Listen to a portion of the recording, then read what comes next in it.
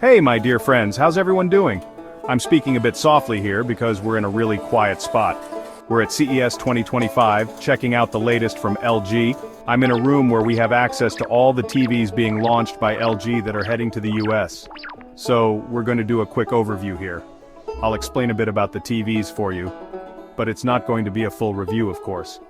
We're just getting an initial look so you can familiarize yourself with the models and the main features. Then, we'll bring more videos on the channel once these TVs hit the US market.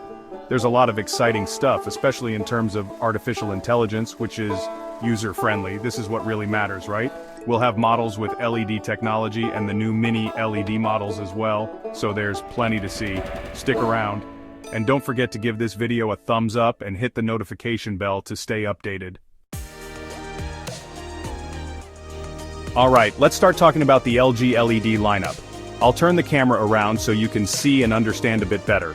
It's going to be a dynamic video, so stay tuned as we explore the new LG technologies for 2025 across all lines.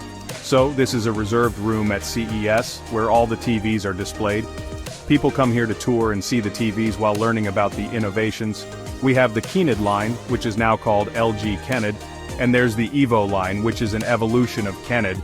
We also have the C line and the G line, along with the signature OLED line, which is a premium range that won't be available in the US since it's very specific. However, most of the models we see here will be available in the US. Let's start with the LG OLED Evo G5. This model is the top of the line that you'll be able to buy this year in the US. It comes in sizes from 97 inches down to 48 inches, but I'm not sure if all sizes will be available here. The G4, which I recently covered on the channel, is excellent, and the G5 brings some upgrades.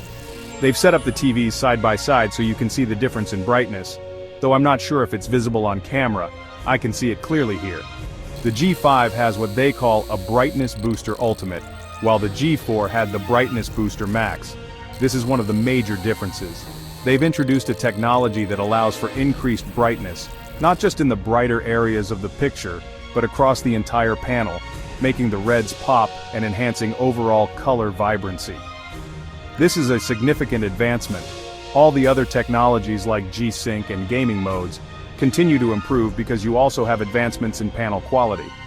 Here we have the new A11 4K AI processor Gen 2, which is an upgraded chipset from the previous generation. You can see the G5 is designed to sit flush against the wall and comes with a mount, just like the G4. This is one of the best lines you can get. Now, an important aspect to highlight here is the evolution of artificial intelligence. Both the G5 and the C5 have made significant strides in this area.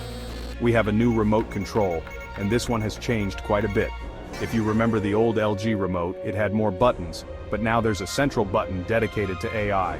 Why is LG doing this? Because the AI now really understands what you're saying. It has learning capabilities and utilizes context. This means you can talk to it while watching TV.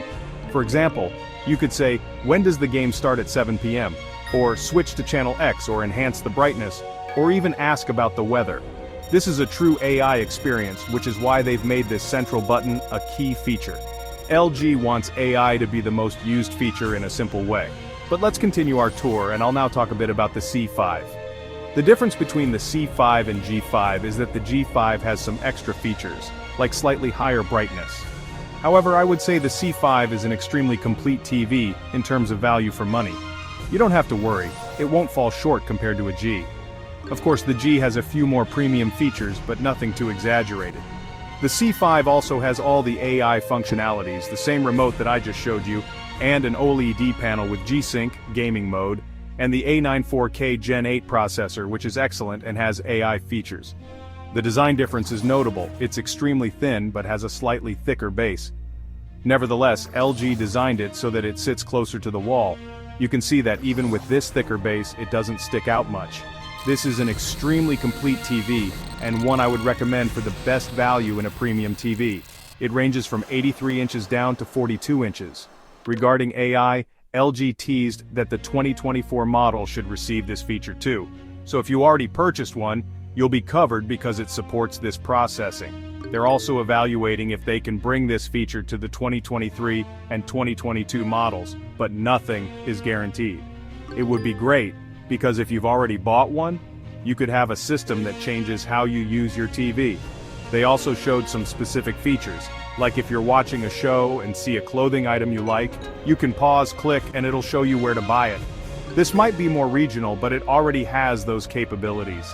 This shows LG's respect for wanting to offer these advanced technologies for older models as well. Also, remember that WebOS, LG's operating system, now guarantees 5 years of updates. They said they'll try to provide as many updates as possible, making it hard for a TV to become outdated. Now that I've shown you a bit of the OLED line, let's talk about the KENID line, which is LG's LED range. To put it simply, it's micro LED technology, which is much more advanced than the old LED. We have two models, the KENID 92, available in sizes ranging from 85 inches to 55 inches, and the KENID 85 model, which is 100 inches. Look at the size of this TV. It's huge.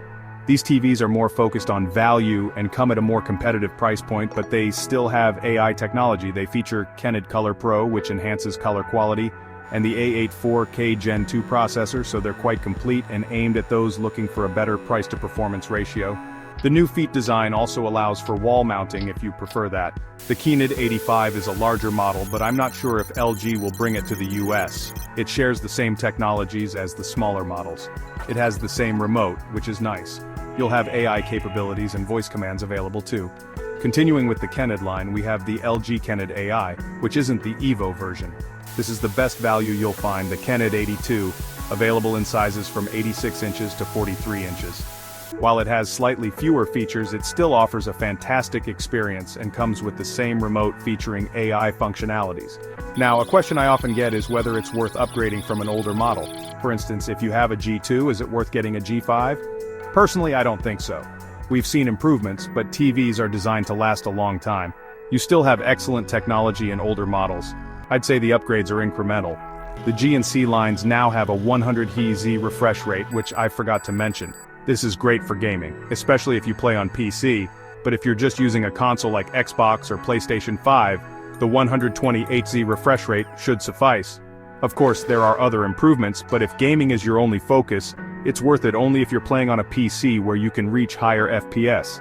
But wait, we still have 3 really interesting TV models to show you. I can't confirm if any of these will come to the US. Let's start with this one, the LG Signature OLED T. I showed this in a previous video. This is the world's first 4K transparent OLED TV, and it has no wires. You can see here, it's a really cool concept, but it's expensive. How does it work? It can display an image that becomes transparent, and it also has a mode where it can function like a regular TV. It has a box called the Zero Connect box that transmits the image wirelessly. This was the first TV from LG to feature wireless transmission technology, with nearly zero lag and 144 Hz refresh rate, so you can game on it without lag. Next, LG brought out the OLED Evo AI-M model.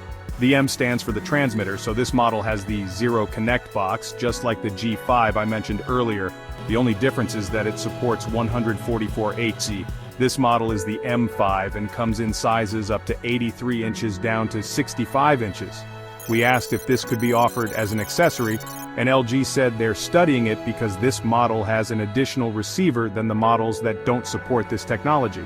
Finally, we have a KENID model with the same technology, the KENID 9M.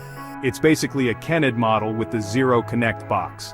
You can see here that it keeps your living area tidy without any wires running to the TV. All you need is power for the box.